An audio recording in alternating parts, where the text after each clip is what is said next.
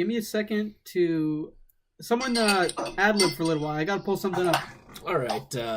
This podcast is brought to you by Starburst. Candy bursting with flavor. Don't you love Starbursts?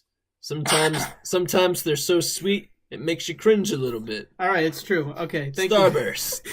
Thank you, Starburst. Anyways, that transitions perfectly. I don't know how, but it transitions perfectly into a fan favorite section. The first segment, to appear on all 3 episodes, I believe. It's a staple. It is a staple. We love it. You love it. Coming up is Up in Smoke with Evan. Just a reminder, Up in Smoke. Evan gives us his hottest take. He doesn't hold back, and we talk about it. His first ever take was AAF is better than the NFL. His second take was Lost is the greatest series of all time. And without further ado, Evan, Up in Smoke. It's all yours. All right. So for those of you who are listening to the podcast, I'm sure that the Celtics have been on your mind. You've been watching the Celtics, and I'm sure you've said, along with me multiple times, well, that's the worst loss they've ever had. Well, that's the worst loss they've ever had. Well, this has to be the worst loss they've ever had. It happens a lot. And I've been thinking, what's the reason for this?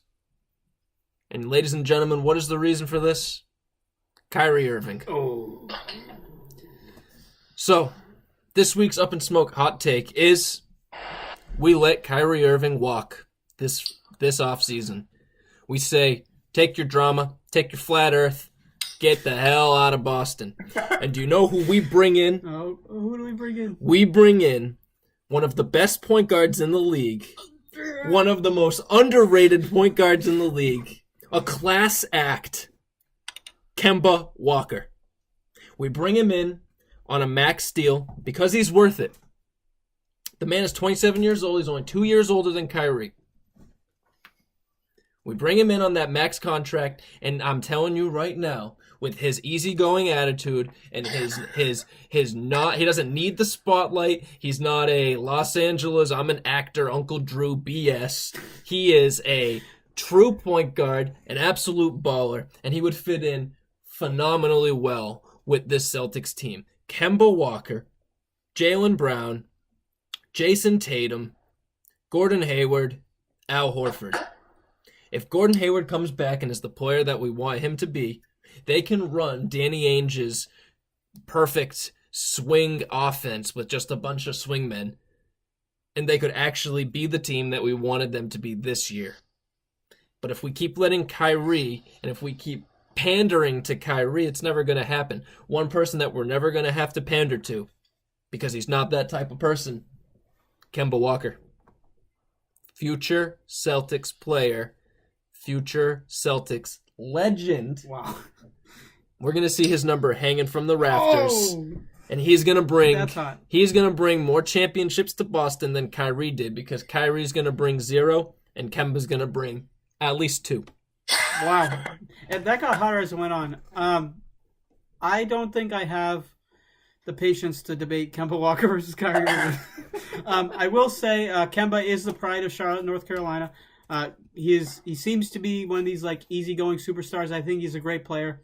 If you're telling me that Kyrie wants to go to the Knicks and plan B is Kemba Walker, I'm ultimately okay with it. Where it gets hot is 2 championships with Kemba Walker.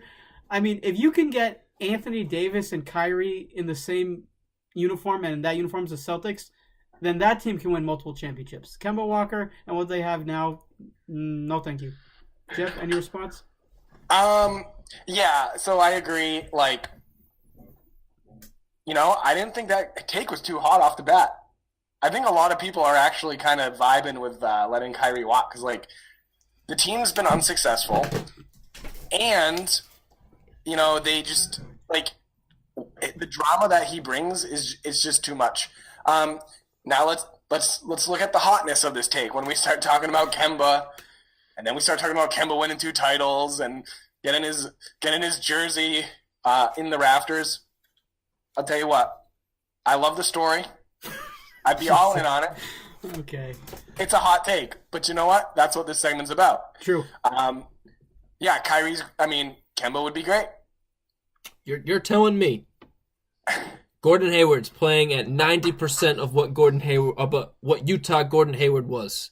Jason Tatum is continuing his progression. Jaylen Brown's continuing his progression. You got Kemba Walker facilitating, adding to it all, and no one's calling out the young guys. No one's pointing blame anywhere. The cohesiveness is there. You're going to tell me that team's not good enough to beat the Philadelphia 76ers, to beat Pascal Siakam and Kawhi Leonard up in the Great White North, or to beat what's the other loser team? the Milwaukee Bucks, Oh, the Bucks. who are going to crap themselves as soon as they get into the playoffs like they always do. Wow.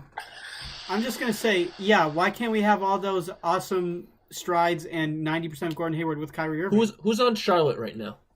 Malik Monk? So when we Nicolas look Batum? when we look Nick at Batum? when we look at Kyrie Irving's record without LeBron James, it's not good.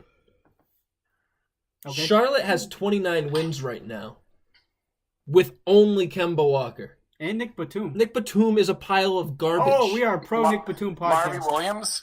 No. Marvin Big Williams. Marv? Charlotte is one of those teams that you go, wow, they should probably not even be an NBA team. And yet they have 29 wins, and they're in the 8th seed because of one man, Kemba Walker. I like it. Jeff, do you have any final thoughts before we move on to our next exciting segment? No, thank you, Evan, as always. Absolutely.